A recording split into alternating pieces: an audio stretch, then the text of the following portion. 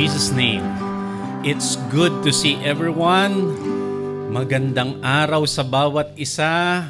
What a wonderful morning that we have today, and we have a very exciting day today. Again, it's so good to see everyone. Mga kapatid, mga kaibigan, sumainyo ang kapahingahan ng Panginoon, sumainyo ang diwa, ang pagpapala ng Kapaskuhan. As followers of Jesus, alam na natin na sa gitna ng kasiyahan, ang pinakamalalim at pinakasentro ng ating pagdiriwang ay ang Panginoong Hesus. In the middle of all festivities, in the middle of all this celebration, at the center of it is Jesus. Kaya ngayon, dahil nauunawaan naman natin yon, maging creative tayo. Let's be a bit playful and creative with our Christmas reflection this morning. Pag-isipan natin ano ba ang mga mahalagang bagay to have and to give and to exemplify this Christmas sa ating mensahe na may pamagat na Christ for Christmas or CHRIST for Christmas. Ama, muli po pinapahayag namin ang aming pasasalamat sa inyo. At sa aming kalagitnaan, kayo po ang magliwanag, kayo po ang aming maging tagapagsalita, at sa inyo po namin kukunin ang lahat ng aming reflection. Inaasahan na po namin at tinatanggap na namin ngayon pa lang ang lahat ng inyong pagpapala sa pangalan ng Panginoong Hesus. Christ for Christmas. Let us point out in this reflection, ano nga ba yung mga mahalagang bagay? What are the important things to have, to give this Christmas? What are the important things to exemplify ngayong Kapaskuhan? So, CHRIST. C is for charity. This Christmas, exemplify charity. Give as well to those who cannot give back. Maganda na nagbibigayan tayo, pero alam nyo ba, maganda rin yung nakakapagbigay tayo, lalo't higit dun sa mga walang kakayanan na magbalik ng binibigay natin. Kapag merong kakayanan, kapag may pagkakataon, bigyan nyo rin yung mga tao na hindi kayang magbalik. Lalo na yung mga tao na hindi naman humihingi. Yung mga tao na hindi naman humihingi, hindi naman umaasa, tapos sila yung bibigyan mo, charity yun. Charity yun. Nasanay tayo ngayong Christmas kasi, or nasanay tayo kapag Christmas, na ang ginagawa natin, exchange gift. So nagbibigay ka pero umaasa ka na may tatanggapin ka pabalik. At tampuhan pa yan pagka hindi match yung presyo ng mga binabalik na regalo. Pero you know what? Magandang exercise, magandang discipline din na kapag Pasko, maglaan tayo ng ilang bahagi na ito ibibigay ko dun sa walang kakayanan magbalik. Lalo pa nga again, doon sa mga hindi naman umaasa at hindi naman humihingi. Ang tunay na pagbibigay ay yung pagbibigay doon sa mga walang kakayanan na magbalik. Matthew 25 verse 35 to 45. Sabi ng Panginoong Hesus, "When I was hungry, you gave me something to eat. And when I was thirsty, you gave me something to drink. When I was a stranger, you welcomed me. And when I was naked, you gave me clothes to wear. When I was sick, you took care of me. And when I was in jail, you visited me." Then the ones who please the Lord will ask, "When did we give you something to eat or drink? When did we welcome you as a stranger or give you clothes to wear or visit you while you were sick or in jail?" Sabi ng Panginoong Hesus, pinagbigyan niyo ako, ginawan niyo ako ng mabuti nung ako'y nagugutom, nung ako'y walang-wala. Sabi niyang ganun. Sabi ng mga disciple, kailan naman nangyari yun? Parang wala naman kami naalala na nakita ka namin na walang-wala o nagugutom o nauuhaw. Tapos binigyan ka namin.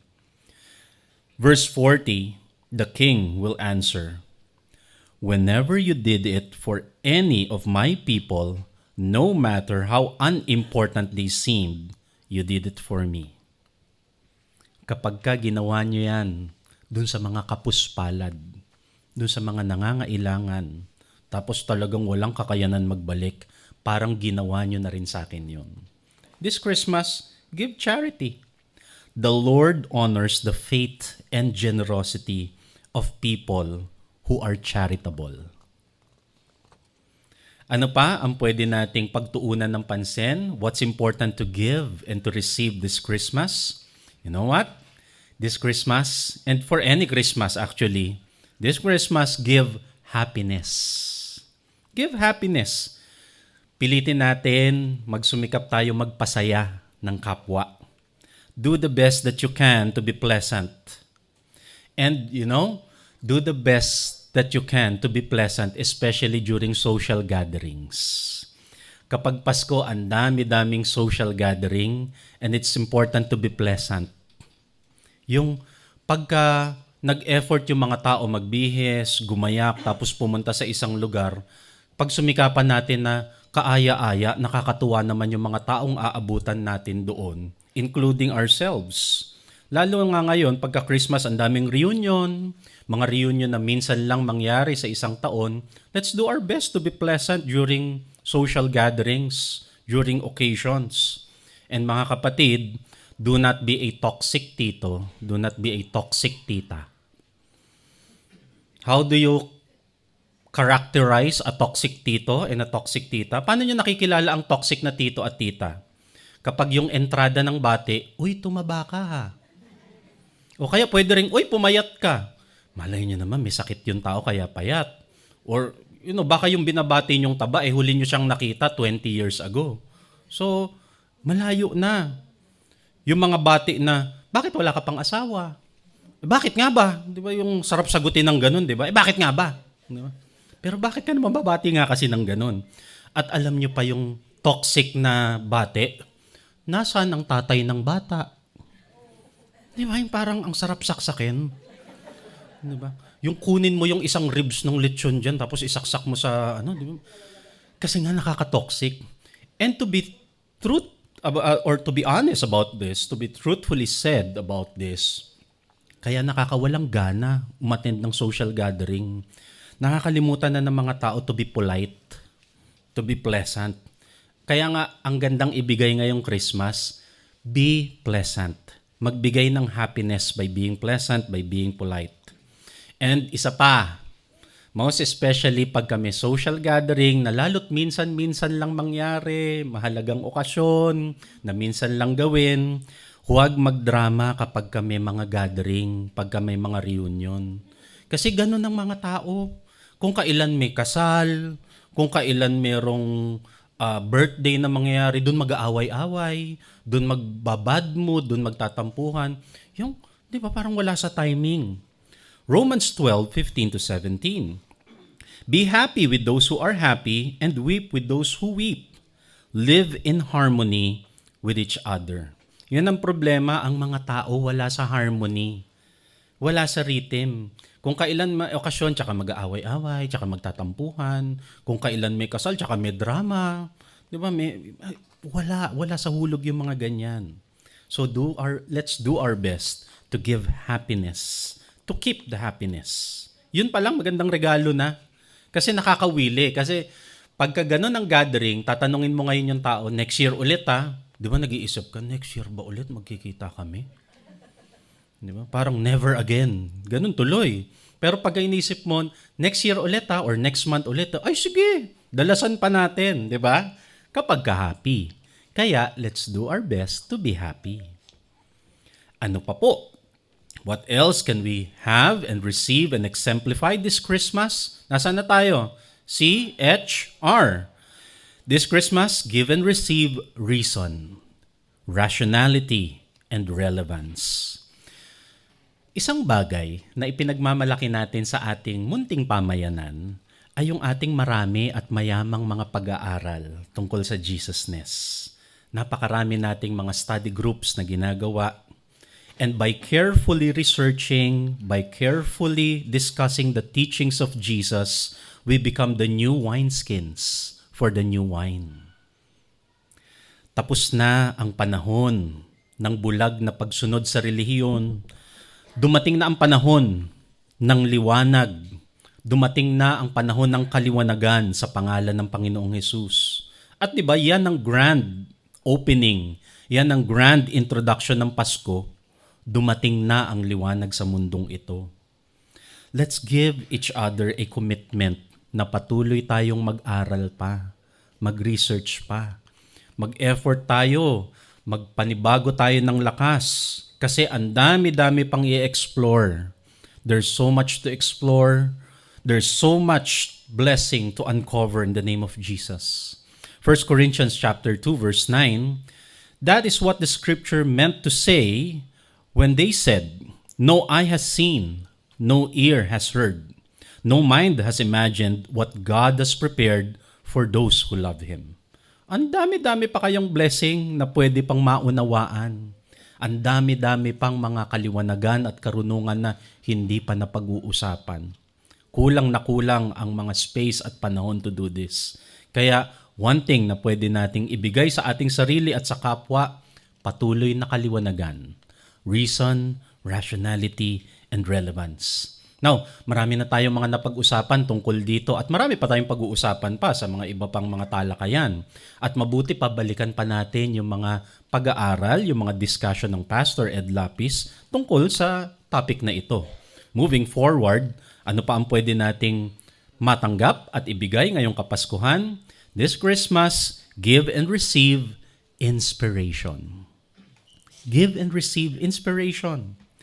Find inspiration in Christmas through the message of love and grace. And Christmas is about love and grace.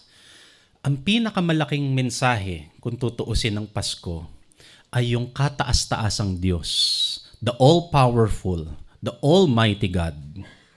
Nasa kataas-taasan, in the highest, siya yung nag-adjust at bumaba sa lupa. Dahil walang makakaabot sa Kanya, wala namang makaka-reach nung tayog ng Kanyang kaluwalhatian, siya na lang yung nag-adjust. Siya ang nagkatawang tao bilang ating Panginoong Jesus. That's the message of Christmas. Kaya nga yung kinaawit natin kanina, Emmanuel, Noel. Ibig kasi sabihin nun, naging mabiyaya ang ating Diyos. Hindi maaabot ng sino man ang kabanalan ng Diyos, siya na lang ang nag-adjust dahil sa kanyang pagmamahal sa atin. Another thing or another way to view inspiration is this way.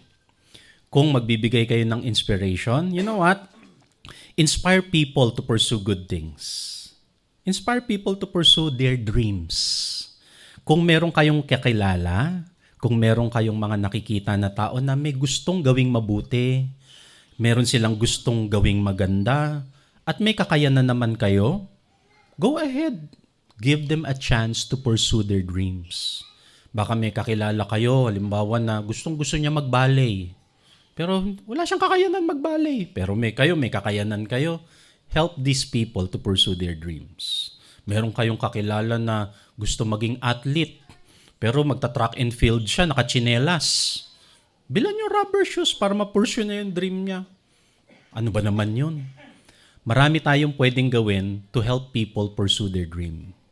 You can encourage people. No? We can inspire people with words. Merong mga tao gustong magsimula ng mabuting bagay, kaysa kontrahin, i-encourage nyo siya. Kasi di ba merong mga tao na magsisimula ka sana ng something good. Ay, gusto kong magtayo ng ganitong negosyo, gusto kong magtayo ng ganitong samahan. May kakilala akong ganyan namatay. Yung parang kontra kagad, tapos negative kagad yung resulta. Kung maganda yung layunin niya, then inspire niyo siya. Alam mo maganda yan, go ahead. Diba? Inspire people with words. Huwag intrigero, huwag intrigera, iwasan ng mga chismis. And alinsunod na rin sa mga napag-usapan natin kanina, let us learn to compliment people. Let us learn to compliment people. Tapusin na natin yung kultura ng pikunan at asaran. Di ba yung ganyan? Bagong gupit ka, buhay pa ba yung barbero mo? Bakit hindi tayo matutong mag-compliment na maganda yung gupit mo? Maganda yung ayos mo ngayon. It's a compliment. Basic politeness is a way of blessing people because it shows consideration for others and it gives value to a person's dignity. Compliment good things and ignore embarrassing details. Embarrassing na nga lalo mo pang papansinin. 'Di ba? May black eye ka yata. 'Di ba? So, huwag mo napansinin yung mga ganun. Alam mo na nga pa, may black eye Nawawala yata yung isang hikaw mo. Huwag mo nang pansinin. O kaya parang may bungi ka.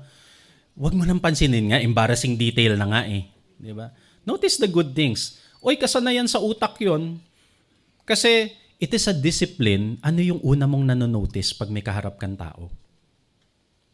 Naisip nyo na yon? Pag may kaharap kang tao, pag may nakasalubong ka, anong una mong napapansin? Magandang bagay o yung nakakahiyang bagay? It reflects actually who you are. Kaya inspiration is a very nice thing to give and to receive this Christmas. Galatians chapter 6 verse 10, therefore, whenever we have the opportunity, we should do good to everyone, especially to those in the family of faith. And Matthew chapter 7 verse 12, lalo't higit sabi ng Panginoong Jesus, do to others whatever you would like them to do to you. This is the essence of all that is taught in the law and the prophets. Or in short, sabi ng Panginoon dito sa Matthew 7:12, kung sa'yo gawin, matutuwa ka. Yun ang ibig niya sabihin dun Kung sa'yo gawin, matutuwa ka kaya? O yun kayo nang gawin mo, yung ikatutuwa mo, gawin mo sa iba. Ano pa, mga kasama? Nasaan na tayo? Si HR ay, this Christmas, appreciate simplicity. Appreciate simplicity. Lahat naman gusto syempre pag may gathering, pag may celebration, dapat special. Maganda yan mag-effort. Okay naman yan. Basta ang endpoint ay magiging masaya lahat, ha? Okay lang magpaka-special at mag-effort. Basta magiging masaya lahat. Hindi yung na-stress ka sa kakapa-special ng isang bagay. Meron kasi talagang mga tao at merong mga situation na kung saan sa kagustuhan na maging special, na-stress lalo tapos nag-away-away. Remember si Martha, yung kwento ni Martha and ni Jesus? Isang araw dumating sila Jesus at yung mga disciples do sa bahay nila Martha. Itong Martha naman, syempre si Jesus yan. Gusto niyang pagandaan and everything. Luke 10:40-41. Ano nangyari? Martha was distracted by the big dinner she was preparing. She came to Jesus and said, Lord, does it seem unfair to you that my sister just sits here while I do all the work? Ganun talaga yung intonation niya kasi may drama. Lord, parang unfair. Ako lahat ang gumagawa dito, tapos yung kapatid ko paupo-upo lang dyan, nakikinig sa'yo. Pagod na ako dito sa kusina, etc., etc., with the big dinner. Tell her to come and help me. Bigyan mo nga siya. Di ba? Drama.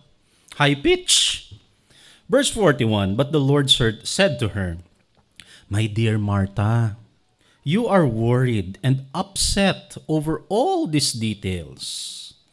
Huwag mo na kasing masyadong pagurin yung sarili mo sa mga detalye na yan. Huwag mo na ibalot yung lumpia. Mag-serve ka na lang ng lumpiang hubad, okay na yun. Lumpia pa rin yun. Di ba? Kasi kung isa-isa mo pang iro-roll yun ng ganun, babasain mo yung rice paper and everything, ilan yung papakainin mo. Tama na yung lumpiang hubad, okay na yan. At laging nangyayari halos yung ganyan. Kahit pa sa church, maraming ganyan. Kung kailan Christmas party, nag-aaway-away. Yung mga Christmas raffle na yan, nandyan ang tampuhan. Tapos nandyan ang tuusan, di ka nagdala ng potluck. Diba? Ayaw mo na yung potluck na yan, kahit skyflakes. Diba? Yung mga Christmas concert, doon nagsasabunutan ng choir.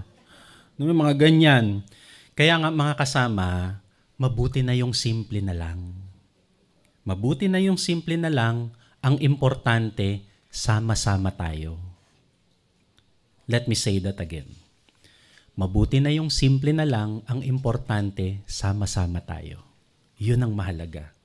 At lalo sa inyong mga pamilya, sa inyong mga tahanan, importante na sama-sama kayo, ano man yun nandyan sa hapag, ano mang arrangement yan.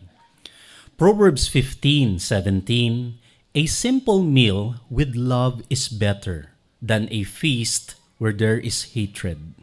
Mas mabuti pa yung simple na lang kaysa ang dami-daming preparation, ang dami-daming details, tapos maya-maya, nagsasakalan na kayo.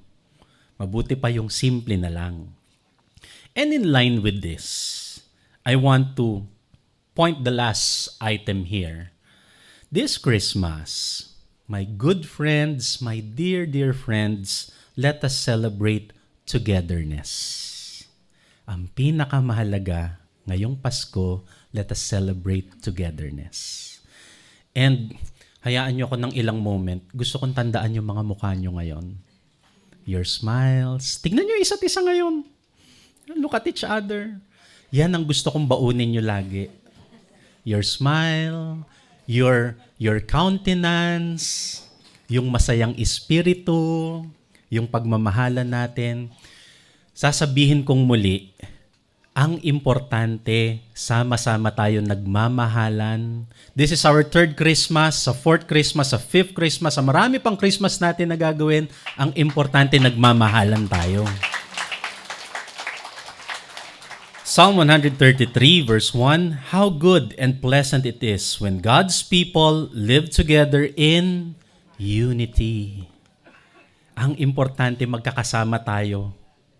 Kahit skyflakes at mainit na tubig lang yun nandyan, mas masarap. Basta may pagmamahalan. But of course, di naman natin pinipigil kung talagang may catering dyan. Tapos, nagmamahalan pa. Edi, ang dami-daming blessing kung ganon. But at the core of it, ang pinupoint out lang natin, what's important is that we love each other. Yes, we agree with that? And can we commit continually na mamahalin natin ang isa't isa sa pagdating pa ng maraming Pasko? Yes, let us love one another continually. John 13, verse 35, sabi ng Panginoong Jesus, your love for one another will prove to the world that you are my disciples. Our love for each other will show the whole world, ipapakita sa buong mundo ng ating pagmamahalan sa isa't isa na tayo nga ay tunay na tagasunod ng ating Panginoong Hesukristo. Magmahalan. Araw-araw pwedeng maging Pasko lagi basta merong pagmamahalan. Yes?